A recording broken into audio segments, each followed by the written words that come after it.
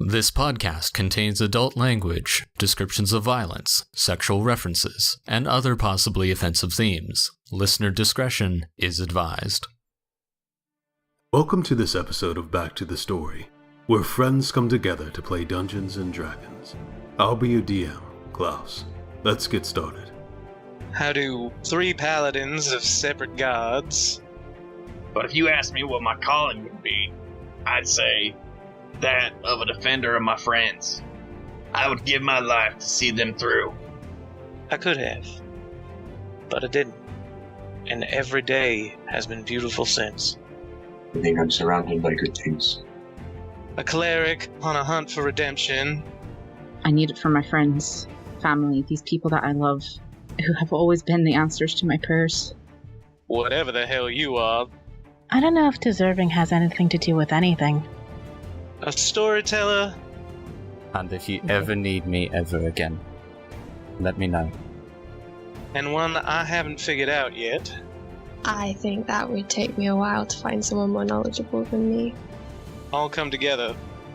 And there's not a bit of fate in that? I think you mispronounced friends. Well, I will drink to that.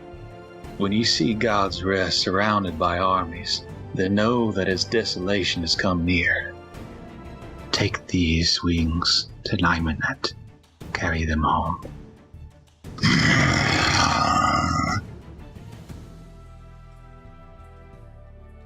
Damn it, Roger. Seriously. He's We could start without him. He's here. Oh, is he here, Roger? He's been here. Talking shit. Blacking him out. Since Awkward. 7:15.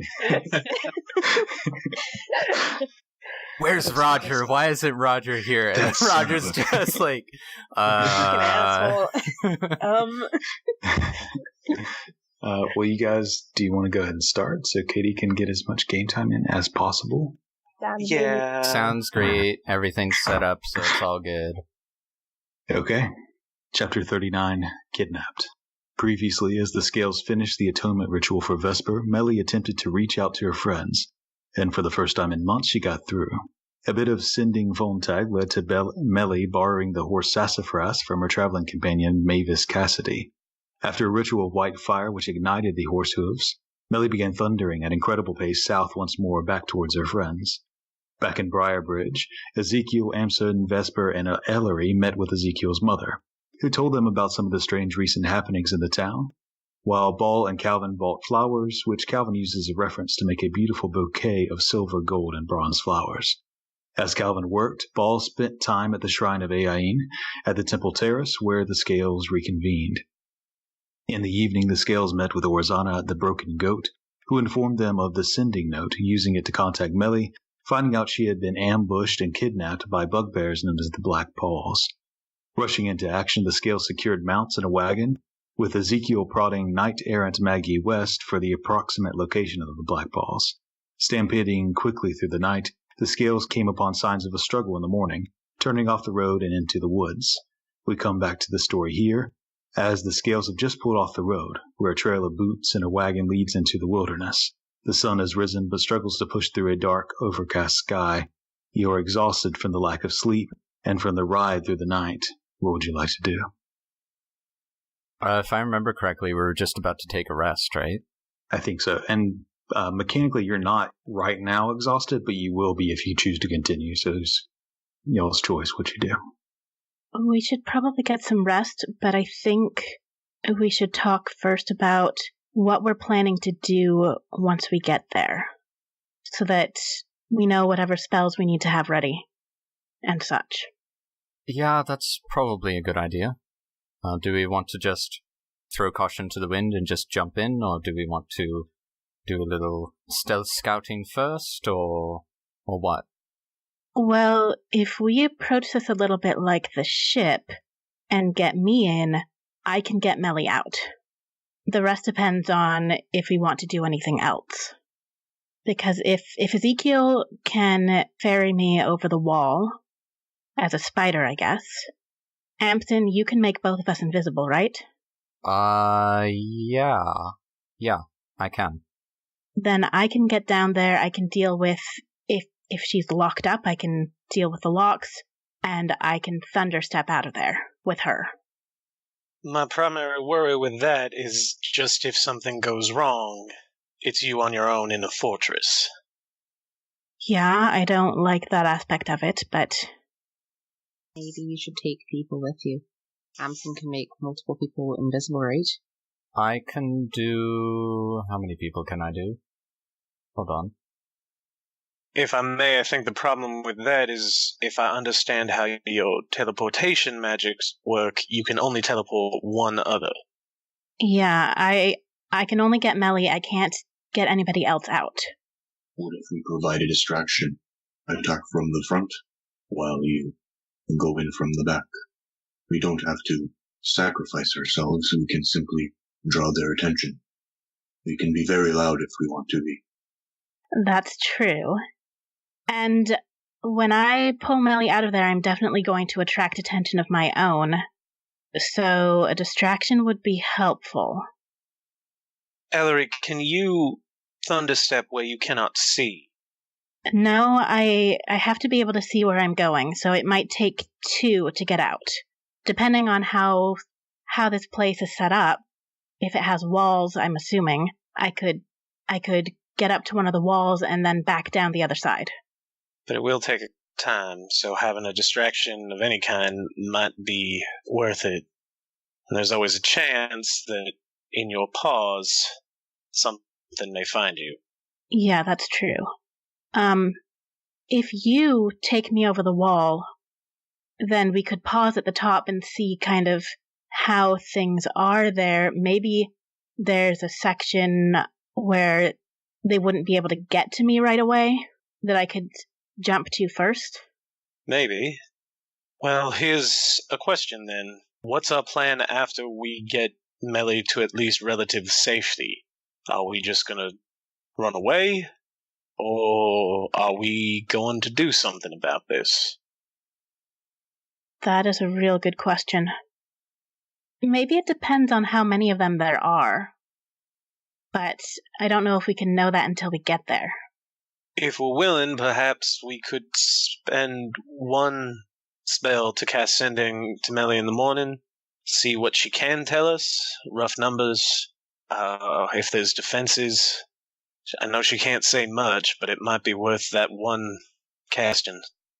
I was thinking if we can get close enough before Amsen makes us invisible, I could send her a message myself, but I have to be closer. I also have the option of summoning some beasts to help us out. I don't think that they could carry us all, but I could get a couple giant eagles to possibly help some of us be prepared. If, for instance, we have Vesper and Amsen flying overhead, just in case either Ellory or Ball and Calvin get into trouble while getting Meli out or providing the distraction, they're around to go where they need. The only problem is there is a chance I will lose that spell if I am in danger, which is always a risk when you're flying high. And there's also the chance that they would be detected before I'm in. Yes. Is there a way that we can drag them out rather than have to go inside their fortress? If we can send Meli a message, perhaps maybe she can convince them to allow her outside of the walls. Under heavy guard, of course. I don't know if that's likely, but there's a chance that when I pull her out, that might prompt them to send a party after us. So, I mean, we're probably, if we try to run, we're probably going to get chased by at least a few. So we form our own ambush? I think we should try, when I'm going in, the rest of you should try to be ready for people coming out. If there's a chance, if I can do it safely without endangering Meli, I might drop a little bit of a surprise on them before I pull us out. Though I'm not sure if I should drop that surprise in the form of fire or in the form of a storm. Well, I think that decision depends on the situation once we can actually see it. But general plan, have one group at least out there maybe providing a distraction, trying to get them out if we can. Depending on the layout, if Ellory and I can get in quietly, my only worry is that I can't teleport with you away. So I would probably need to stay on the wall. I can get away. I'm not too concerned about it, but I won't be able to jump with you. I have an idea. Right. Yeah? When Ezekiel and Ellory, when you go in, I can make also Ezekiel invisible. Well, yes, I was assuming that would be part of it. Ah, okay. I have a question. I'm not sure how to phrase it. I know that if I cast a spell while I'm invisible, I appear again. Would the same happen if you change form while you're invisible, Ezekiel? Do you know? Do not. Amsen, do you know? I have no idea. I haven't cast it on Ezekiel while he changed forms before. Actually, yes, we did. When we were in those ruins, and the invisibility puzzle made us transformed into a creature while we were there, so it stayed then. Amsen nods. That might be useful if we want to draw them out. If there's a gate or something. Maybe while I'm getting Meli, Ezekiel, you could be looking for a way to open that gate. That's if we want them to come out. As you're having this discussion, the sun is rising. It's not quite noon, but it's no longer early morning, and it's starting to wane towards closer to noon. Though the sun is still mostly covered by overcast skies. Well, we need to rest before we can do this, just to be prepared, so we know we're going to do some kind of distraction while some of us go in and try and sneak her out. Is everyone good to prepare whatever they need to prepare tonight, knowing that? All nods. Today, I guess it's no longer night. Yes, do we have any idea of how long it will take us to get there? Based on what your friend told you? Do we, God? Based on what she told you, this doesn't make any sense. What you're looking for should be further. But yet the tracks are here. Either her information is way off or something else is going on. I can't say this isn't exactly where they were thought to be. This might be a different encampment, maybe, but I don't really know how much longer it's going to take. I mean, we can try and push ahead and then camp inside of it, but that seems risky. Yeah, I think we should take a break here. Are y'all going to keep watch, or are y'all just finding a... Oh, we're absolutely keeping watch. Yeah. Okay. So as y'all begin to find a place to rest, setting yourself up, deciding your watch order, if y'all just put that in the chat somewhere, preferably Roll20, because Skype is being weird for me. We'll hop over as y'all do that and begin your rest. Meli, the sun has set. You've been trying to get sleep intermittently as best you can, but it's been hard. Your feet are bound, your hands are bound. One of your hands is shackled to the wall at your back. In this place, you can see there are ramparts where bugbears are watching, and the ever-present sound of one to your left, the the one perpetually sharpening various weapons. As you are trying to find sleep, or actually first, are you doing anything in particular, or just trying to sleep? I'll just try to sleep. Okay. Go ahead and make a Constitution save, trying to find good rest in this uncomfortable positioning of being restrained and shackled. Cool. Trying to sleep through the night. There's no comfortable way to where you can have enough chain from the shackle to get in any sort of comfortable position. You're continuously throughout the night getting a little bit of sleep because you're exhausted, and then waking up, getting a little bit of sleep and waking again. It's a rough night for you. When you do eventually wake in the morning. You do get your spell slots back and your hit dice. You haven't gotten a chance to use them yet because you're bound, but you do gain 1 level of exhaustion. Hopping back over to the scales. You guys, as y'all sleep through the night with watches, besides the sound of nocturnal birds and animals, nothing seems to bother you as you wake up once more. You still can find the trail where you followed it just off the road. Oh, I'll just whisper you really quick, but what I want to do, I guess, during the watch, it's nothing major. Okay. Can you do a roll 20 for me? Yeah. Thanks. Okay. But otherwise, with whatever Ball is doing on his watch, you guys wake. And at this point, it's probably 6-ish at night.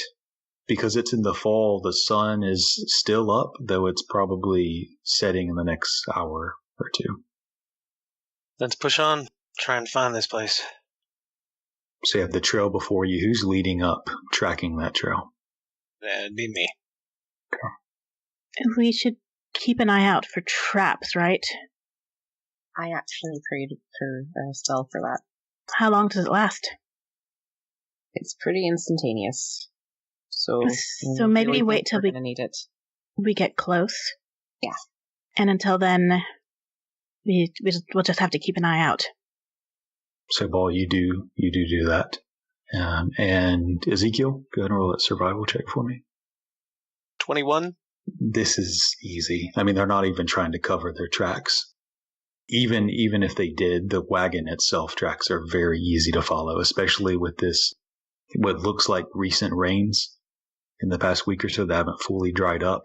The ruts are obvious as you travel through, though the terrain isn't super easy travel. It kind of winds mostly north, but back and forth, going around these deep crags and ditches that range from anywhere from 3 or 4 feet down to 10 or 15 feet in depth, with pretty steep slopes. Question. Mm-hmm. Were we sending the horses back, or were we taking them with us? We bought war horses, right? I believe so, yeah. They're smart. I'll talk to them and prep that. We'll keep them far enough away where they're out of it, but they're trained. They should be fine. Okay. So you're going to ride them through the woods for now? Yeah, for now. Okay. So riding upon the horses. You have to get... In fact, Ezekiel, with that roll, you don't often have to get out of horse form or off a horse to continue to track. It's pretty easy. You travel for the next 2 hours or so. As you're coming along, everyone go ahead and give me perception checks. 13. Also 13. 14. 9. 18. Okay. So you guys are moving along, and as you do so, who was it? 13 was the lowest, or did I hear someone say 8?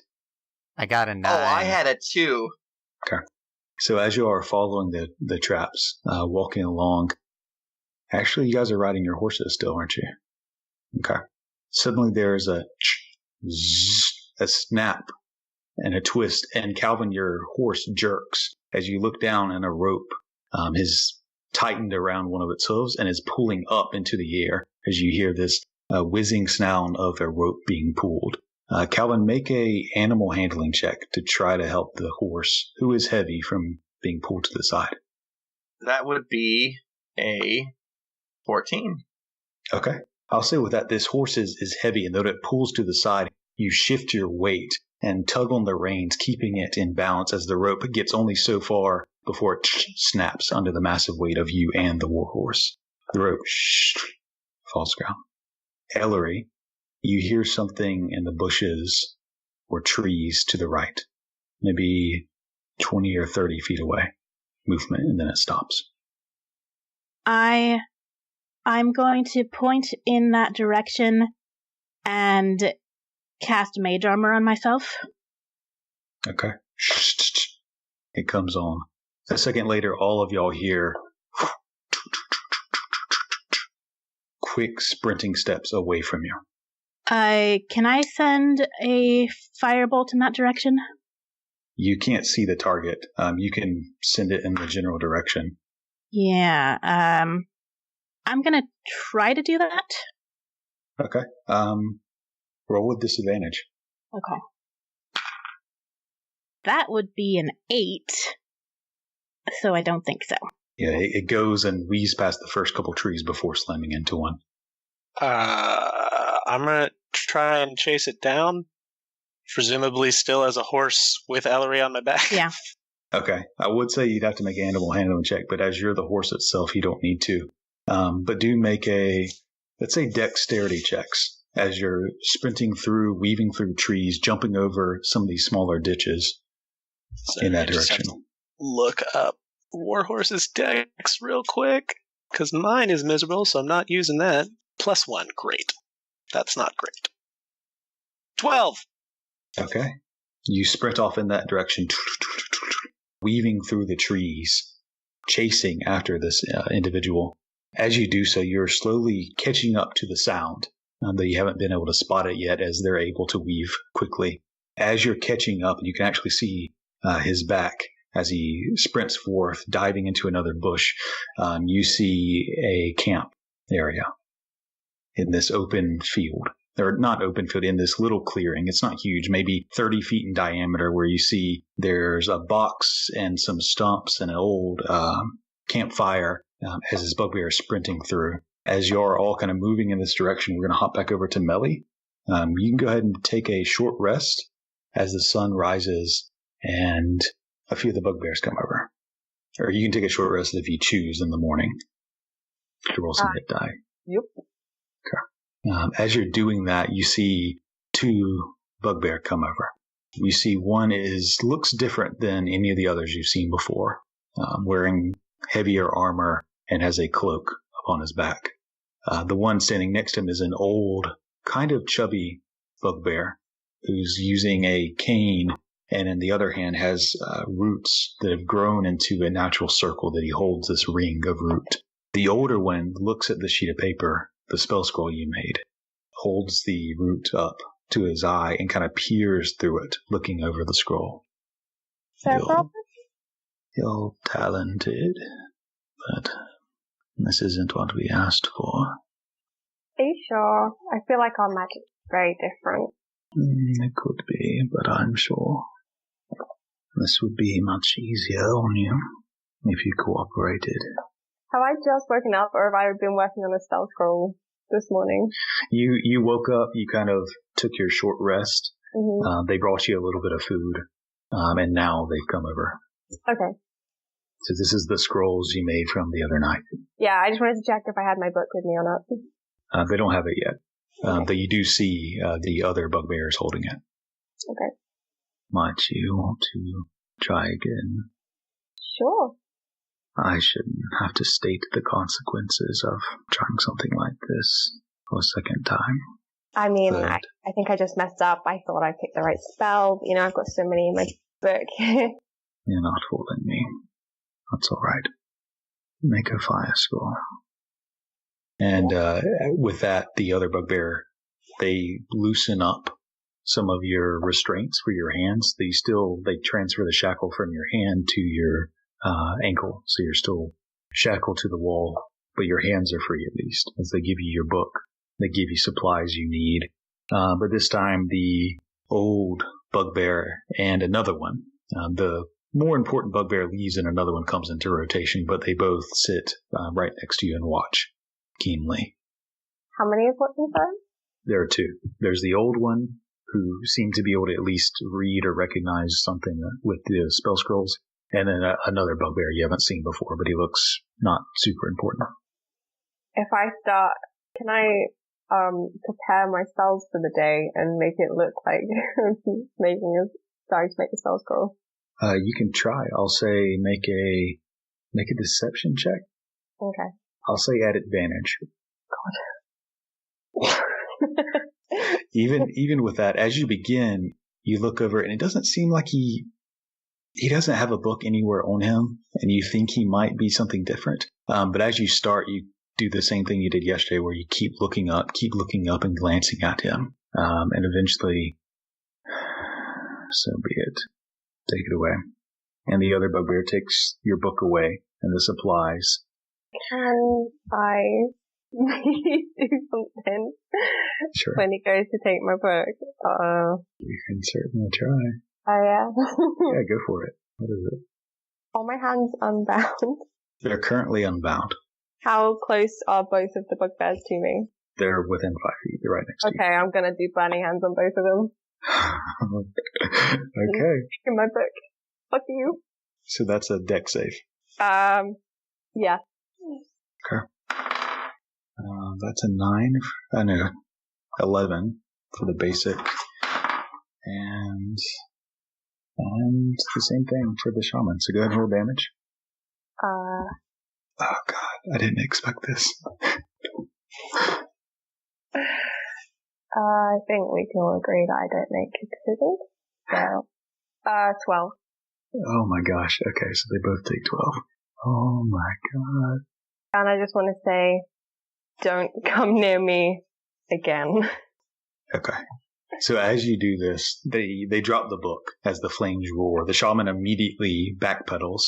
The other bugbear pulls out a mace, and within seconds, there are 8 bugbears just surrounding you and going in for grapples and holding your arms individually. Do you resist any further? Yeah. Okay. I got tons of spell slots. They can all fry. Okay.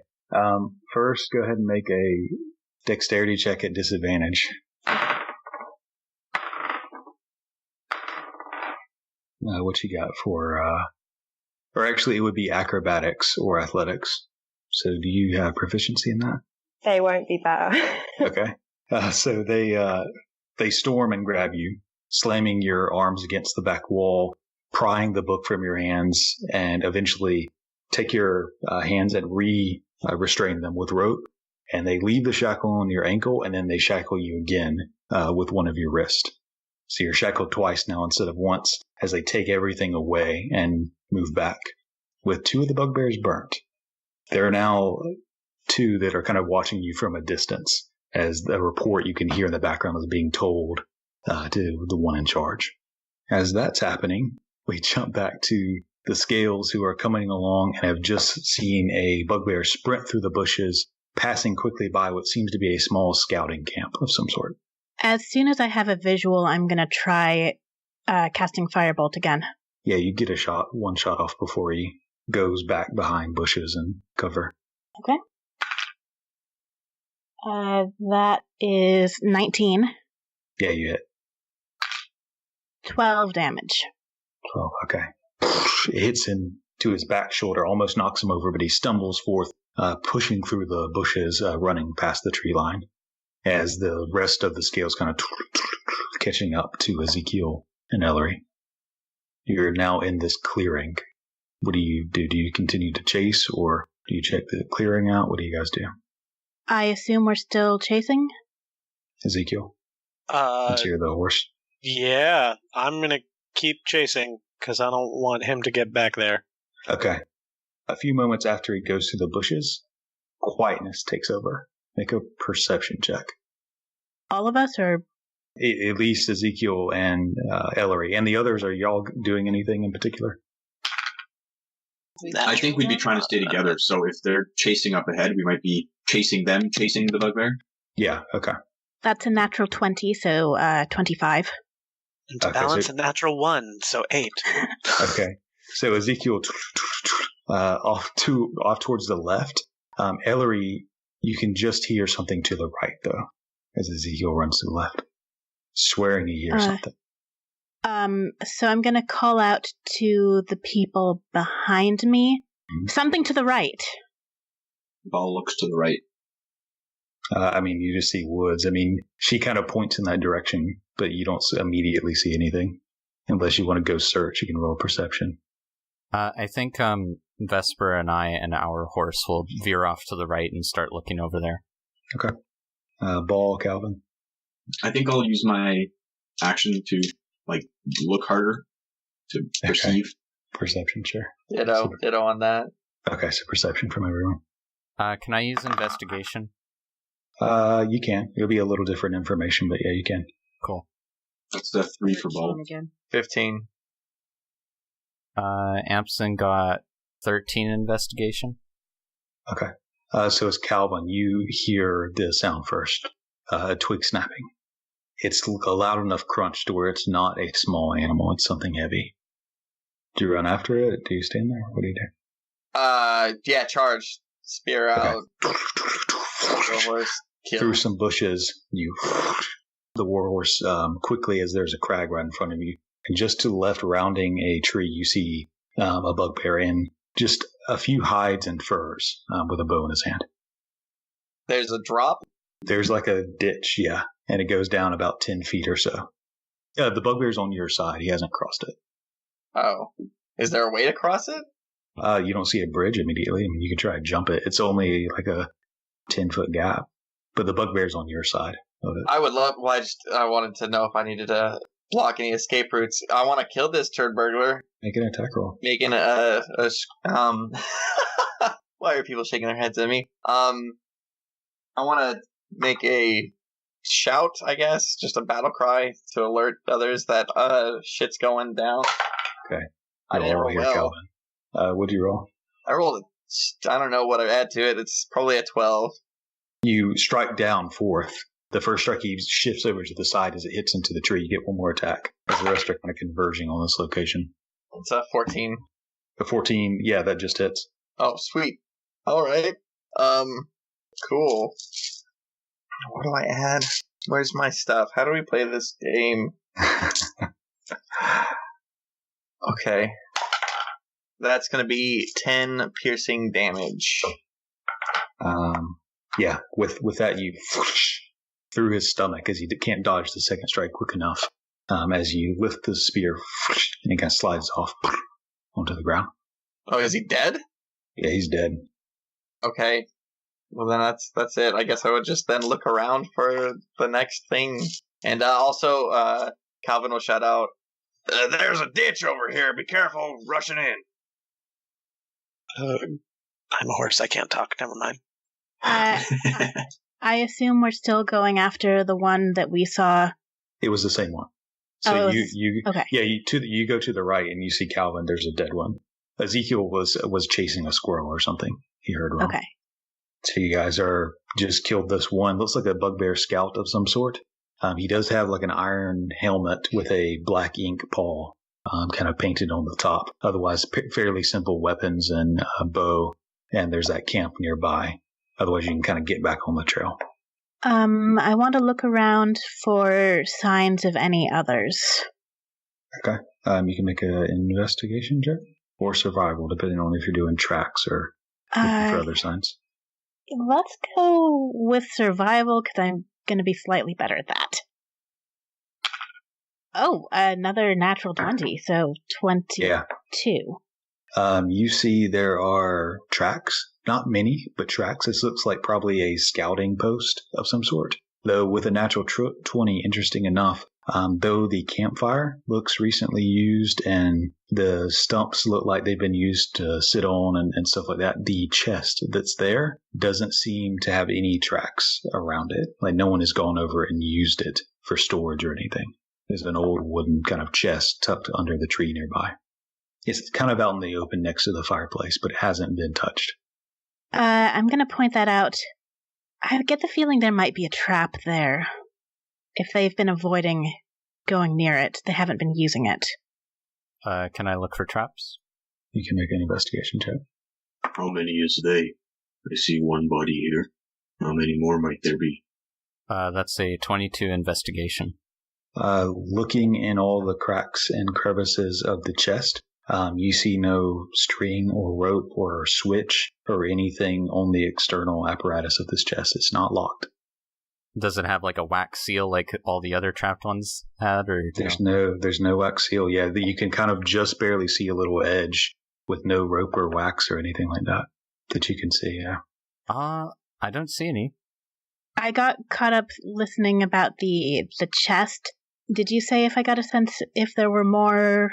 If there had been or were more bugbears around? It looks like the only recent track seems to be one.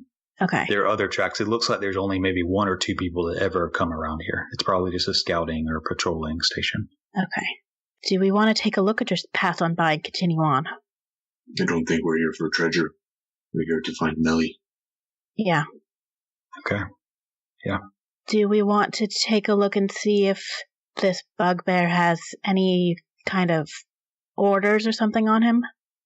Anything written? Orders would, presumably the body will be there when we get back. I don't think any orders are going to be really relevant. I think we should push on. Probably right.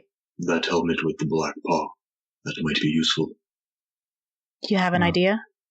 Paul will look at the, Ellory and Amsen, maybe Ezekiel as well, and say, is this a symbol that you can make again? Possibly, if I had paint. I probably have a spell that I can replicate it with. Yeah, I do. It might help as some kind of a disguise. Not for me, I'm too big, but maybe for others.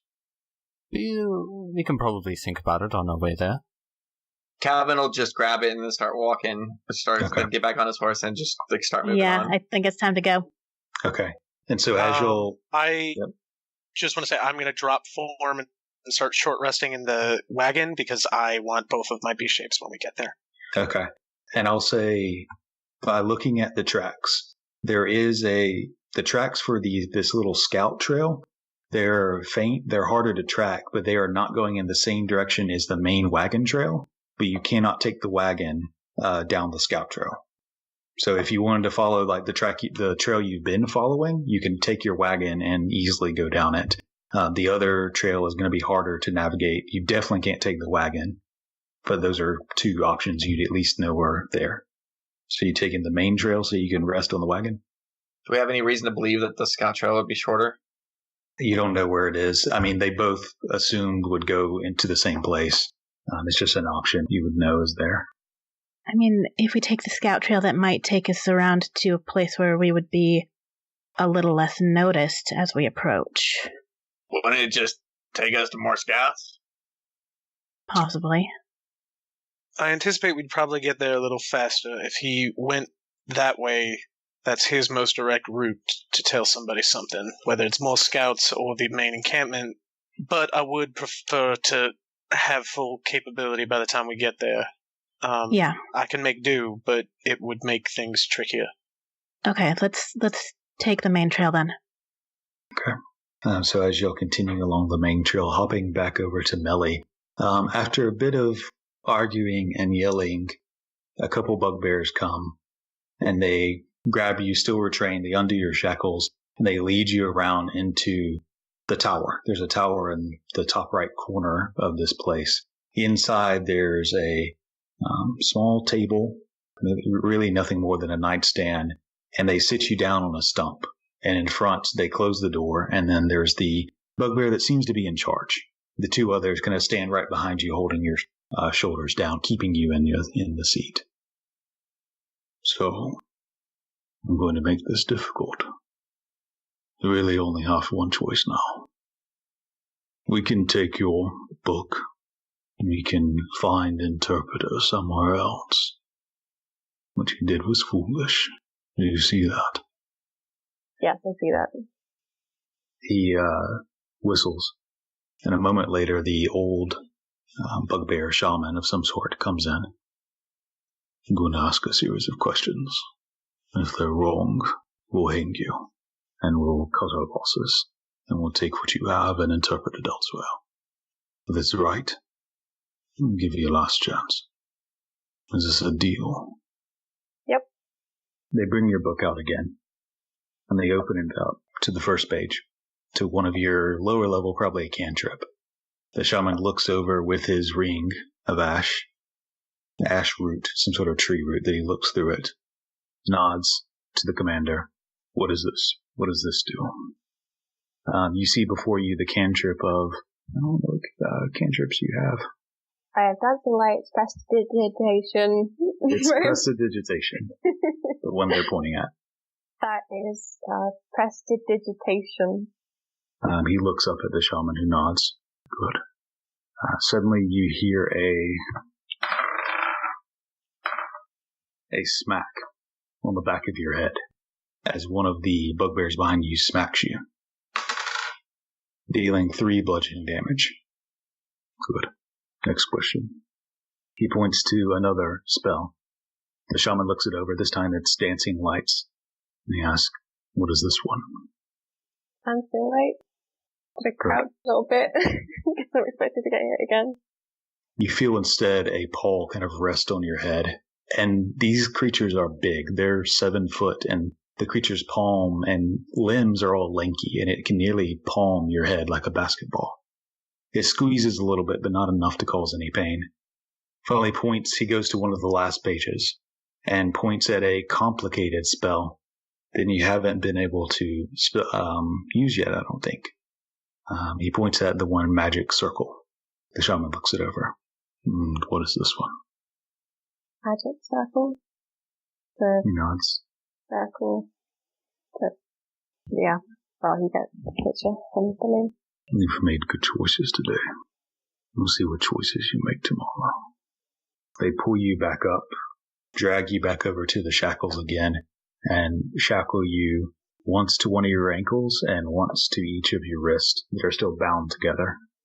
And there's one bugbear that's sitting nearby, close, watching. Okay. This is harsh, but here we are. Hopping back over to the scales, you guys are continuing along the main road, allowing Ezekiel to be able to rest in the wagon. As you're moving along, following the trail, you come to where there is as you've been moving through these woods, the crags and ditches have been getting deeper and deeper. They've gone from 6 feet to 10 to 20 in places. And this one here looks like it's maybe 30-ish feet down, and it's maybe 15 to 20 feet across. There is a bridge that kind of goes over. And who's leading now since Ezekiel was resting? Calvin would be up front. Okay. Calvin, give me either an investigation or a perception check. Well, let's take a gander. What do I do with my dice? I don't know why I keep throwing them back in the bag after I use them. Well, since investigation is at -2, we'll go with perception at 18. Okay. With 18, as you're kind of going towards this bridge, you stop the horse. The bridge looks like it's not nearly strong enough to even carry maybe your weight alone. It is definitely not meant for horses. Is there any other, this is it? This is the only maze across? Looking to your left and right, you don't immediately see anything. But, I mean, you're in a forest, so your visibility isn't very far. The rest of you kind of come to a stop with Calvin in the lead, who's looking down at this bridge. I don't want to waste time, but I would like to confirm it. Basically, get off the horse, kind of walk up to the bridge, and kind of give it a closer look, just to make sure. Are you testing it with your weight, or are you just looking at it, or? Yeah. I mean, maybe taking a step on it, tentatively. Just kind of tiptoe in the water. Okay. And I'll explain as I get off my horse. That bridge doesn't look very sturdy. Here, let me get a closer look of it, but I don't think it's going to hold us. As he's doing that, I want to be kind of scanning across to the other side, seeing any signs of movement or signs of anyone over there. And I'm not going onto the bridge to do that this time. Okay, so perception check from the back. Calvin, just stretching maybe like half a foot, it creaks under your weight, but nothing immediately happens. But you haven't pressed it far. You could try further, but immediately it creaks a little bit. The perception was 14. Looking around, you don't see any movement in the bushes or anything. The wagon tracks we were following, did they split off anywhere? Make a survival check. Okay. As you kind of sit up from the wagon as it's come to a stop to see what's going on. 22. You see the wagon tracks go basically right up to the bridge, and then there's not immediately anything. And then as you scan further to the right, getting off the wagon, you see the tracks pick up again to the right, as if the wagon suddenly stopped leaving tracks, as if it was maybe picked up and then started down maybe 20 feet to the right, behind a tree and some bushes. Why don't we go this way? Looks like they were trying to mislead us. Yeah, this feels like a trap. It also feels like we might be getting close. Do we want to ditch the horses here? Or... At least the wagon we should probably leave behind. Have I finished a rest or no? We'll say you finished the rest, yeah. Okay. Just to, we've been traveling this time, I don't know how long we've been traveling. Does this, according to the information that we got, are we still on, it's way closer than the projections that were given?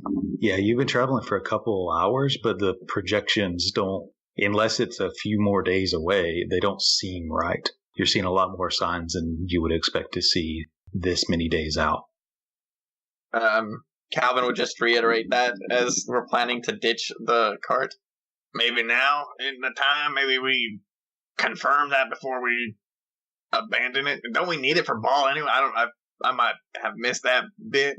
I was just saying we walk from here, but just because it's quieter. But if we still want to keep him for a little while longer until we get a sight, I just worry that that's too late once a stampede of horses get within sight of whatever we're going to. I don't think it's giving us any more speed at this point, traveling the way that we are. And that was true? The point of the cart. It's a little faster on foot, but not nearly as much speed as you're getting on the open road, because this does wind and there are still logs and stuff you have to move out of the way or go around. Okay. It's faster than on foot, but not that much faster because of how dense the terrain is. So are y'all keeping the horses, ditching them? Are y'all continuing to ride but ditching the wagon? What are you guys doing? Do we have anybody that could scout ahead? Is that anybody's wheelhouse of things for doing? I mean, I'm trying to do that Will Smith pose, at Ellory and Ezekiel. Just I'm pretty good at that. You want me to? Yeah, I don't want Ellory doing it. Bridges and all too kind of close to memory. Would it make you feel better if Ezekiel and I go ahead together? Or Amsen and I? Zeke, yeah. I need Amsen near me. I can't protect him if he is off frolicking in the woods with some maiden. Maiden. Yeah, that's not quite the right term. I pat Calvin's shoulder. Okay. Should I cast Send into Meli? It'd be one of my larger spells for the day, but I could do it. If you think you can and still have enough of your other spells, I should be all right. Why don't we wait until we're closer? That way we can get more information as we're, see what's going on at that moment. So we're not having to waste too many spells at once. All right. So are y'all sending someone to scout?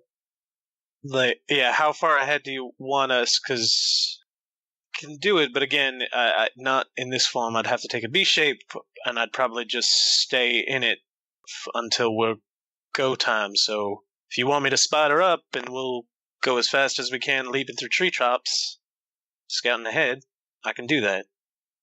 I mean, if you guys are wanting to kind of come up silently, ripping these socks up, it might be beneficial. I don't know. I'm just thinking out loud. I know we're killing time here. Well, there's a good idea. Why don't we'll take a couple minutes. I'll tell the horses to stay, I guess if you guys are bringing the horses, that doesn't matter. So you can stay on them, and we'll circle back. So give Ellory and I a 5-minute head start, and then start coming after. Sounds good. And I'm very sad I can't do the actual leaping spider anymore because I made it a monstrosity, but I will go giant spider, which has a decent speed, and I will let her saddle up. Okay. Oh gosh. So into this giant spider. And are you actually trying to go along the tree tops? Can you jump, or are you just scurrying along the ground at great haste? I mean, I can spider climb, so I think I can kind of do it if jump they're close between enough tree together. to tree. Yeah, I can't do the full 90-foot leap that other spider could do, but I think between spider climb of just reaching out to branches and going on, that might be actually faster. Okay, yeah, you do that, and it makes any sort of ditches or crags or any sort of boulders or anything you have to deal with just easy. You just easily spider climb over it. And I take it we're both stealthing? Yeah. Okay, y'all go ahead and roll stealth, and as y'all are stealthing ahead, scouting for the rest of the scales who are a few minutes behind. We come back to Meli. You were locked up back again, and hours passed. The sun has set once more. When you hear a voice in the ear, well, you shouldn't have done that. Just whispered into your ear. You can respond to this message. Yeah, I realized that. Thank you. Who is this? You hear the whisper once more. This is Karek. Don't worry, I did the same thing when I first got here. But I had to choose between death and slavery, and, well, one was better than the other, though not by much. Where are you? I am about 35 feet from you, not too far. Okay. Do you do what are you making spell scrolls? No, there seems to be why they're so interested in you. What I do is I make potions and poisons from them. I don't like to do it, but it's that or death. That's fair. My friend, hopefully coming soon, we can break you out. You're aware there's like 20 of them? Yeah. You got some faith in your friends, then? They killed a dragon, so, yeah. Dragon? Alright, a dragon, alright. Well, I'd like to get in on this, if you're making an escape. Yeah, do you know anyone else? Yeah, it's unfortunately just us, here. But, I might be able to slip you something, and I might be able to help you with your binds. Yes, please. Alright, I'll come in a few minutes. Are you untied? What did you say? I asked if he was, like, untied and able to just walk around freely. Well, mostly. I have a heavy ball chained to my ankle, but otherwise I'm free to move. Won't you get in trouble if you come near me? Well, hopefully I can do it real sly-like. With a ball attached to you? If you'd rather do it on your own, that's fine. No. Alright. It goes quiet. A few minutes go by and you hear sort of a ching, ching, ching, the clanging of metal, similar to your shackles. And to your right, around the corner, it's hard to see, it's dark. But you do see a stocky individual who's maybe 4-ish feet tall. You see a large beard, broad shoulders, and a simple fur cap. You see in one hand he's carrying a small bowling ball, piece of iron that seemed to be chained to his ankle.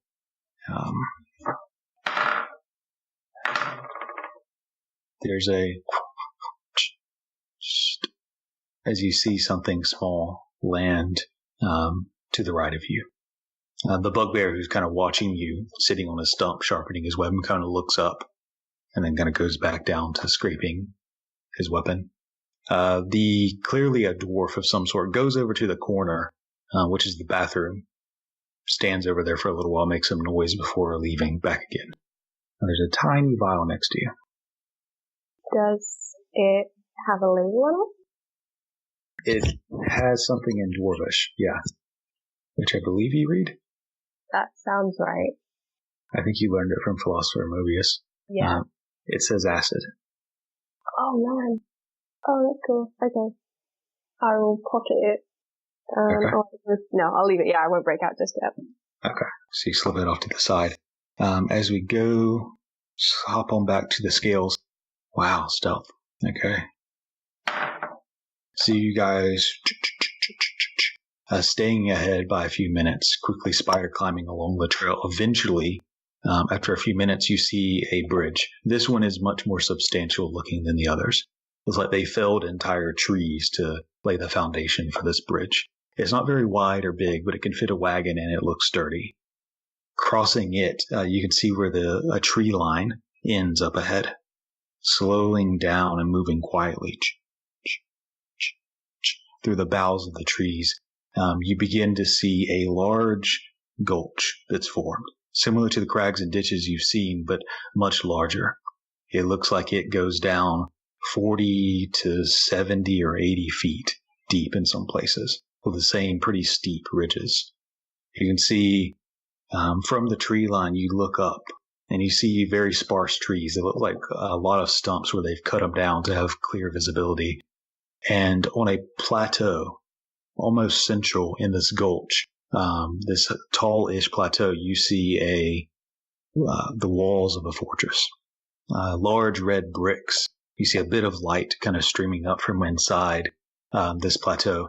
The plateau is, let's see, the architecture is old. There's no roof. It looks like it's a ruin that's been outfitted as some sort of outpost. The walls are 20 feet high, and it is about 90 feet long by 60 feet. The plateau it sits upon is about the same size. There's a few feet rim around the edge as far as you can tell from here, but nothing substantial. There is sort of a peninsula that leads out towards the plateau, but it doesn't reach all the way where it appears there's a bridge connecting. The bridge is maybe 20 feet long that leads into the outpost itself. There is no gate or portcullis. To the right, a little ways beyond where the bridge is, you see there is a tree where there's a wagon that's stored, and you see a large ox that's kind of sitting down resting in the night. And give me perception checks, you two. 19. Okay. Yeah, with those rolls again, you see there are, on the front wall towards you, where the bridge is, there is two bugbears. On a rampart apparently to the left and a rampart to the right. There are two watchers on the walls. In the top right corner of this outpost, there's a tower. It goes up maybe 50 or 55 feet. You see a watcher up there as well. In the distance, you see movement and the glow of a pipe or a cigar of some sort. Closer with those rolls, you see leaned up against a stone, not but maybe 30 feet from the edge of this tree line, is another bugbear who's kind of sitting down, just barely uncovered beyond a boulder, who's watching sort of as the closest watchers to y'all. Is that on our side or on the side. fortress's side? Okay. On your side. So it's kind of like you guys, tree line, first watcher on some boulders, the bridge, and then the fortress itself. And how wide is this open area between the trees and the bridge? Let's see. It's pretty long. It's maybe, just guesstimating, I can give you an exact number, but it's probably over 100 feet. Okay. Yeah, it's like maybe 160 feet. As you're kind of watching for a minute or two, you know your crew behind you is kind of 5 minutes behind and is probably beginning to catch up, that you don't hear them yet. Do the walls have any kind of, like, arrow slits or any places where they're crumbled?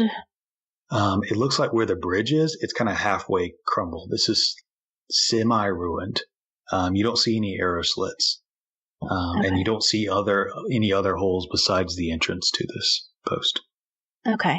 From your perspective, at least. I'm going to tap Meli and kind of point behind us. Write one of my arms on a fake watch, like, hey, they're coming. You mean Ellory? Ellory, whatever. I don't care who's who anymore. Yeah, let's go back to the others. Okay. Yeah. So you guys moving back, the rest of you see, as you're kind of slowly riding your horses through the night, the giant spider with Ellory atop its back approaches. And by the way, are you guys using torches? I doubt it. I mean, I know the scouts probably aren't, but the others, are you all? No. Is there a way I could, like, cast light on my holy symbol and then put it under my shirt so it kind of, like, has a very faint... Yeah, it would decrease the radius, but it would still give just light. So we can kind of not trip. But yeah, you do have to slow down for that reason, but that's probably for the best anyway, as the spider, Ezekiel, and Ellory return. So I guess we describe what we saw.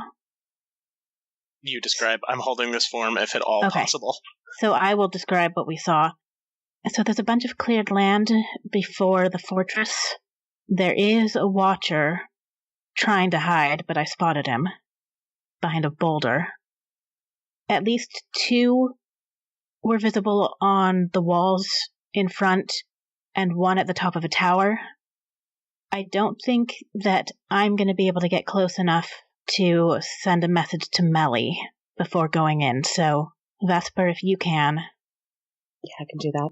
Tell her that I'll be coming in quietly and not to make a move until I start pulling her out. Because we know what she's like. Yeah. Alright, let me recount my words. I've been trying to craft something all day. We have? I mean, it just seems like we're sending our two squishies inside to hold off until unplanned distraction happens and hope they can get out unscathed. Well, we have to figure out the distraction. I think we are going to need a distraction. Well, we've got a 10-foot tall distraction and a red dragon scale distraction. That's my thoughts exactly. Ellory, do you want me to come with you? Or do you want me to be with the distraction? Well, I can't get you and Meli out. Alright. I'll help you out with maybe some invisibility, and then I'll stay next to Calvin. Okay. I put you guys on the map because you can draw in the sand and get a vague idea as you're kind of deep in this tree line to where you don't have to make stealth checks yet. I can see something in the corner. I don't know if you wanted us to see that. I don't know what we're talking about. I just marked it there. Oh. Why can you see that? I think somehow the lighting is just giving... Probably the lighting from that thing. Oh, you can probably see through the wall. Yeah, I guess so. I'm seeing through something. Okay, no worries. I mean, the others could describe too when they see through the hole. I mean, there is movement and campfires and I guess active post. There's just a very thin strip that I can see where there's like a campfire lit up. So I guess that's the what we can see through the opening. Yeah, from your position back. So do we need a distraction? Ellory, do you have a spell for Bald or Calvin to buff them up a little bit? I do, but I think it might be better for me to be able to call on that storm, and I can't do both. Gotcha. Based on what we've seen, any thoughts on whether it's better for me to drop the storm first or to drop a fireball? What kind of storm are we talking about? Like an actual gushy, windy storm, or? Well, it's like the one that I created during the Griffin fight. So the core of the storm will slow people down and possibly hurt them, but I can also keep calling lightning bolts out of it as long as it's up. But you're not going to be like, this would be part of the distraction? It depends. So right, let's take this step by step. Okay. So Ezekiel takes me in. I find Meli, unlock her or untie her or whatever. I thunderstep to the wall, probably. Okay. Well, I might be able to thunderstep all the way out, depending on where she is, if I can see a clear path.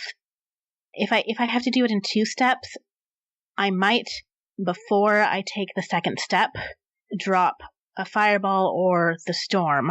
Or I can wait until I'm all the way out and do that, depending on if there's a section of wall that's far enough away from the watchers. I would say focus on extraction and meeting back up with us, and then if you want to get offensive at that point, that would probably be the time to do it, not before. Yeah, you're probably right. So, are we doing a distraction, or are you just going in and playing it quiet? Or do you want us to draw attention? We're gonna draw attention. That's not a her call. Oh, no, I mean before she comes out, or not? I'm gonna draw attention on my way out. Right, but do you want us to distract them while you're on your way in? I think that makes the most sense. It would make it easier for her to get in if we cause a ruckus as she's going in, and then her thunderstep will just add to the confusion at that point. Do you want to go? I know Ezekiel's going, but are you going alone, or do you want me to come with you? Because Amsen can make me invisible too. not as quiet as you are, but if I'm invisible, then you have me there in case something goes sideways and you need a healer.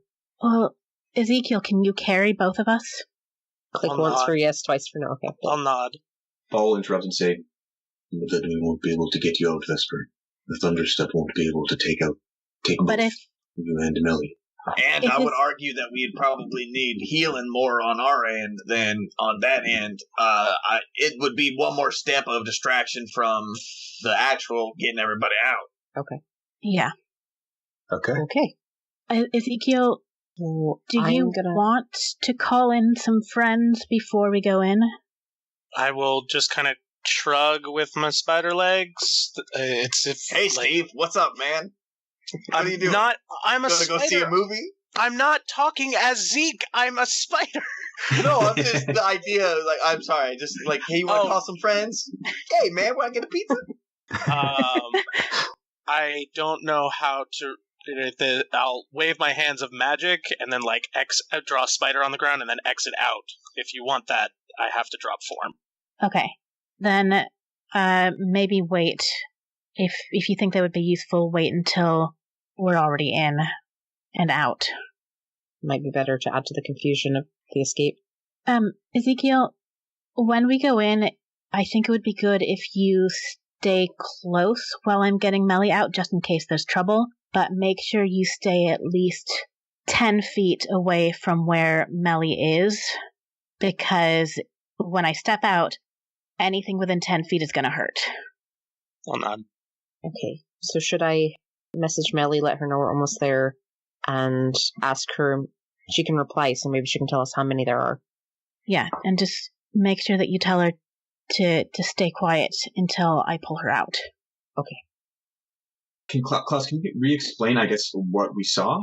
Because I have made some notes here, but I'm still a little bit unclear into exactly kind of what it looks like. So you're south, we'll say, behind the tree line.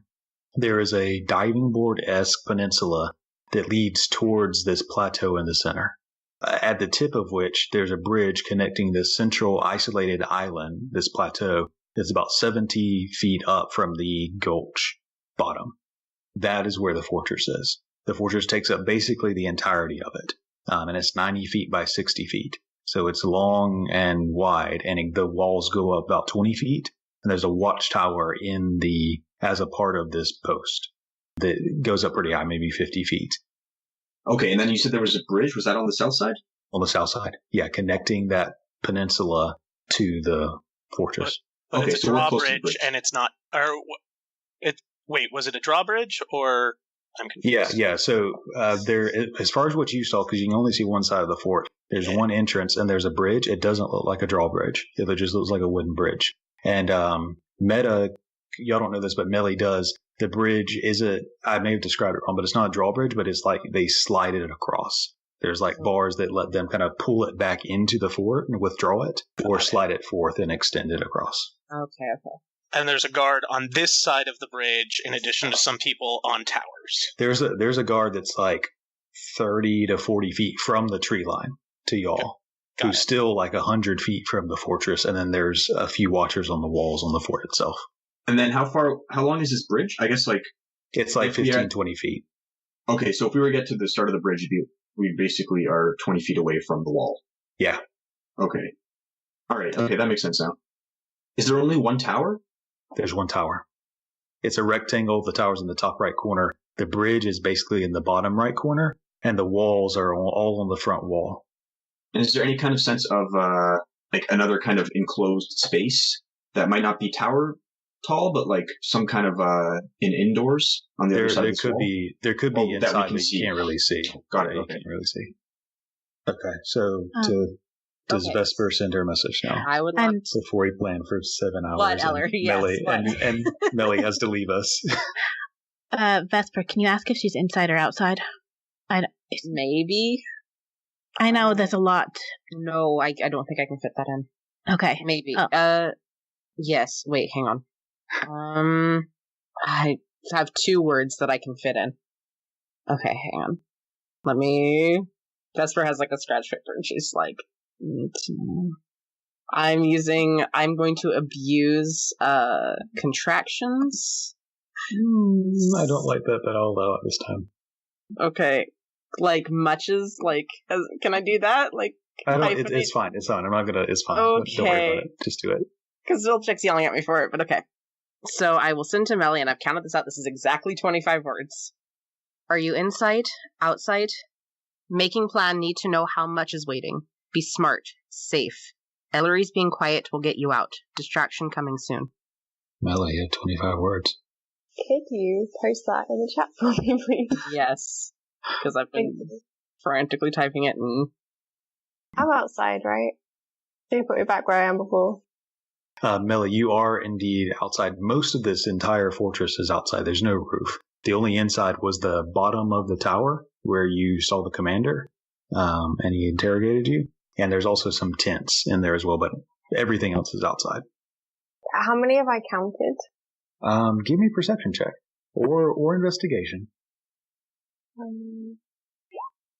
There's like 20, like give or take. Like it could be anything from 15 to like 25 because they kind of look similar, or some of them are wearing similar armors and stuff. It's hard to tell.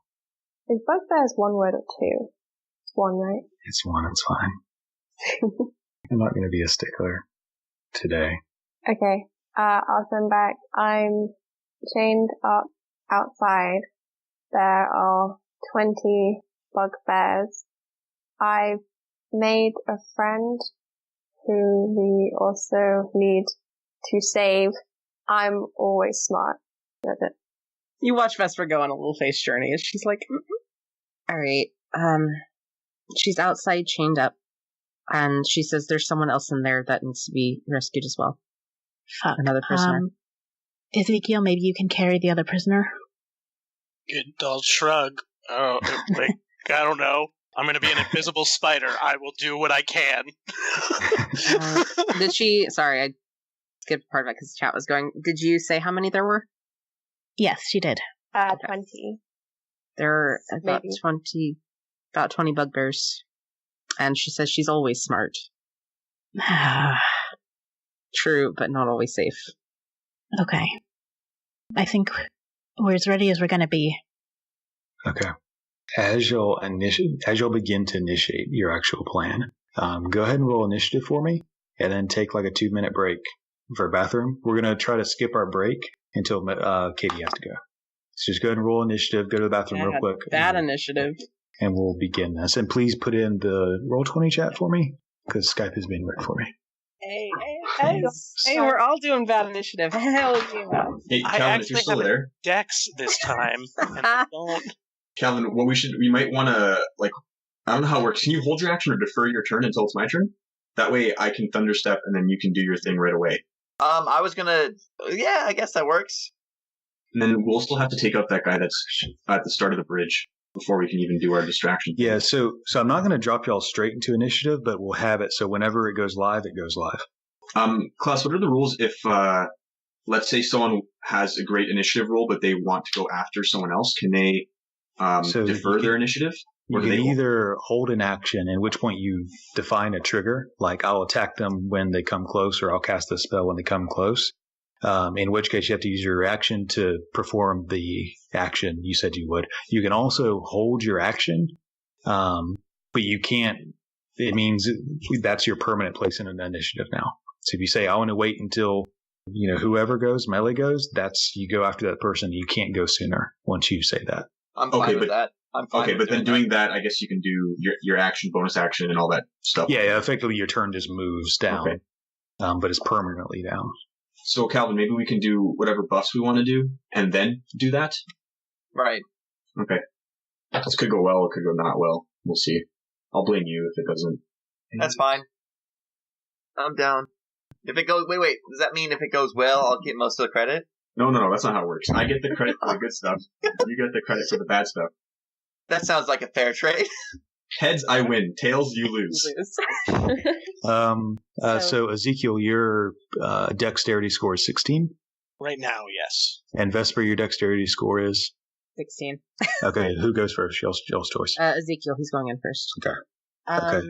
So I have Ellory, Amsen, Calvin, Meli, Ezekiel, Vesper. I don't have Ball. Where's Ball? Ball's got a 4. A 4, okay. Thank you.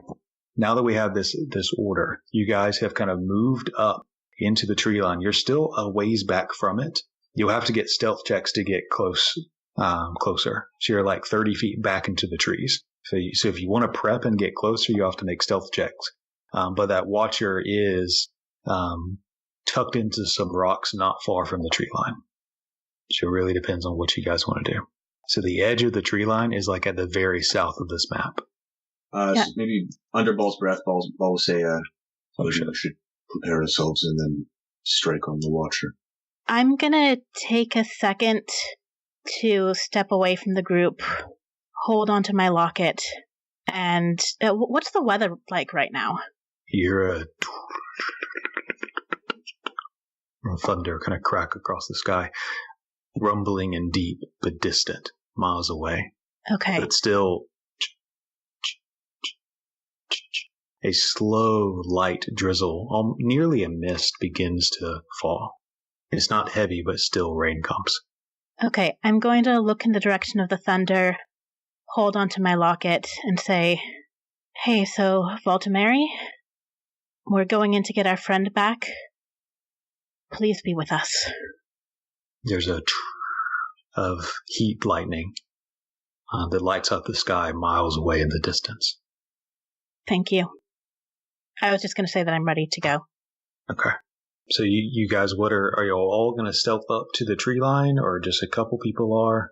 Because y'all don't have to make a stealth check because you're 30 feet back behind the tree line. So if you want to get closer, you're going to have to make stealth checks. So let Ellory and Ezekiel go forward first before you try and get to the tree line. Do we want... I can cast aid on 3 people. Do we want to give it to the paladins and one of the stealthers? Maybe for Ellory, so since she's going to be the way to get in and out, in a way. Yeah. And all right, I'm my going to... HP isn't real, so don't cast it on me. Okay. So I'm going to cast aid on Ball, Calvin, and Ellory. So you guys each get an extra 5 hit points. Max and current. Thank you. Alright, I'll use a 3rd level spell slot to cast invisibility on Ezekiel and Ellory. Advantage. Be safe. And away we go. Okay. Both of y'all make stealth checks at advantage because you're invisible. Please go well. 26. God damn. It's 24. Okay. Silently, your spider legs are so quiet. They're about as quiet as the slow, tiny raindrops that are pattering onto the ground, camouflaging any noise even further. You are effectively silent in this drizzle. How are you going about this? Are you just going straight by the watcher up the plateau? Are you going to climb down the gulch and then climb back up? I was going to do a circle around the watcher, but I'll climb on the bottom side of the bridge if I have to, like dip into the gulch and then just... Okay. So I have you guys on the map, and I'm just going to do this for now, if that's okay with you. So you guys can either move yourselves or I can kind of move you. Ezekiel, do you want your spider token? No, it's just easier this way. Because my vision's already done. I'm sorry, my computer's just real slow, so... Okay, so we'll keep it.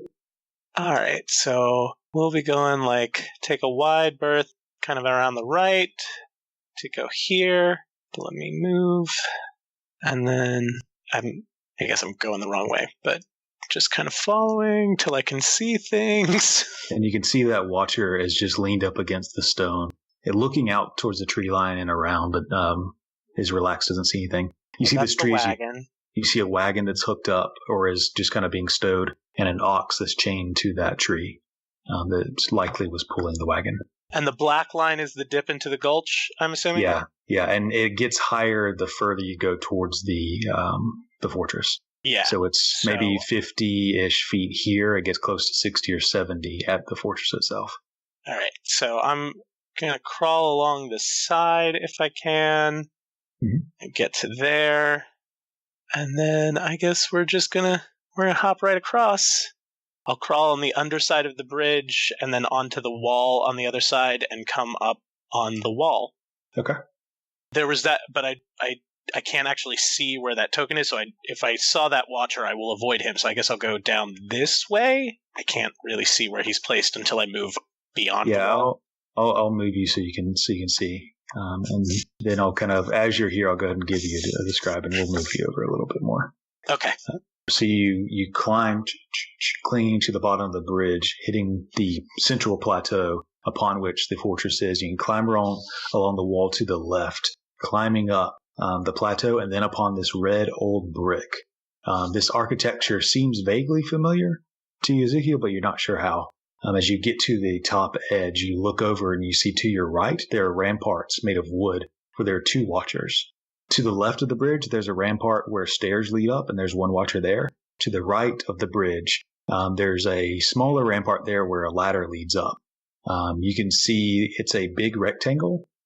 There is a few pieces of walls that maybe separated hallways or rooms, but nothing is fully separated. It's fairly open. To the right, you see in the bottom right corner of the fortress, there looks to be a weapons rack, and another bugbear sharpening his weapon seems to be on guard.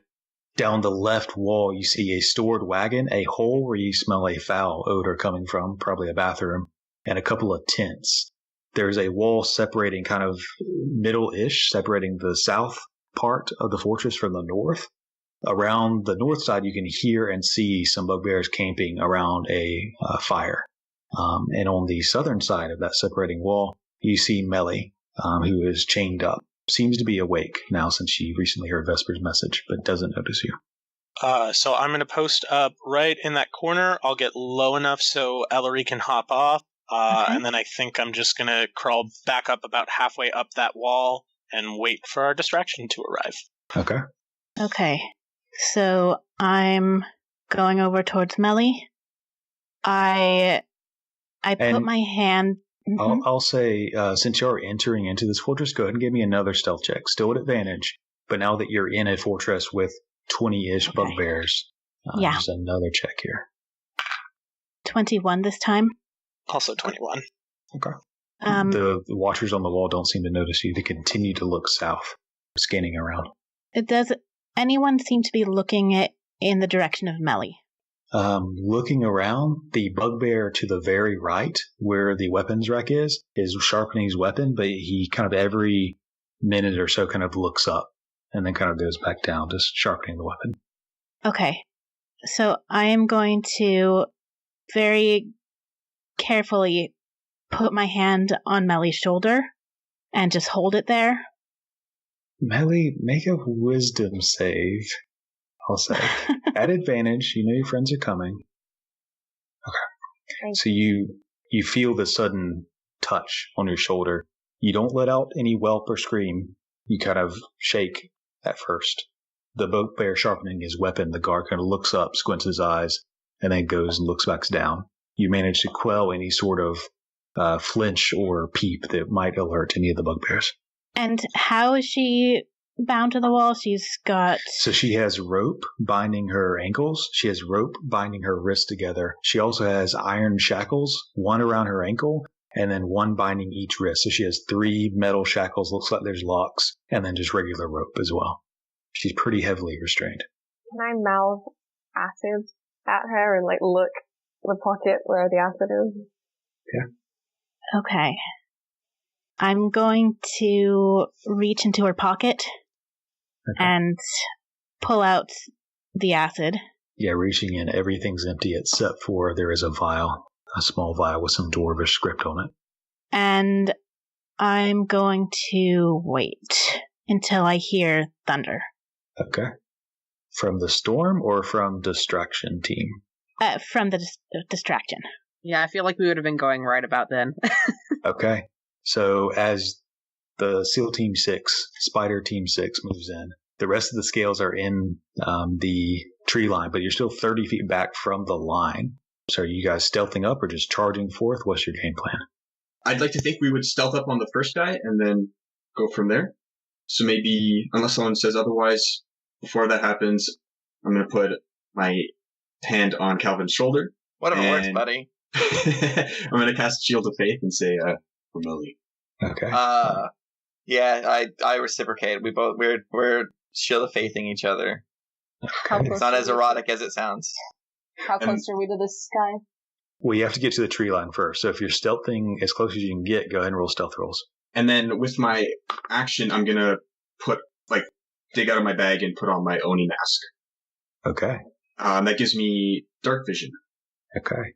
So I'll go ahead and set that up as Calvin and Ball share both silver light and the light of the sun that briefly kind of envelops the two.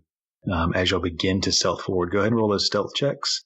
Those in whatever armor have to make that at disadvantage. Hey, so I don't know if you noticed, but I didn't have a cool icon like everybody else until maybe you might notice now. Wait, I see one. You have yeah, I can't see anything now. You can't? Oh, no. You did the same thing I did. I don't know what happened. Where you deleted the old one. Oh my god, you person. Classic Calvin. Oh gosh, Vesper, that's not great. Very bad. It's the average, right? I got a 6, by the way, on stealth. How does Ball have the highest stealth out of all of us? Fucking. Well, there's the Spider Team 6, and then there's this. Okay, so you should be able to see now. Believe you have sight. Calvin, do you have sight? Confirm. I see. You see, good. So as you creeping up through the tree line, you guys get towards about 5 or 10 feet back, where both Vesper lands tripping over a stick, and Calvin hits into a branch that was hanging low, scraping along your dragon scales. At this point, we're going to go ahead and drop into initiative as everyone hears I'm not going to do the noise, but you hear a horn blasting from the Watcher on the Rock, which we'll say that is his action, and he is going to sprint. Next time on Back to the Story. As the weapon drops, you kind of look up, see yourself still surrounded, and you know what it's going to take to get you out of it. As this last strike hits into the side of your leg, you feel the piercing spikes of the Morning Star fly into your knee. You hear a crack as it hits. Surrender or he dies. The diamond shatters, the light expends, and then dark once more with no movement. I'm going to kill them all.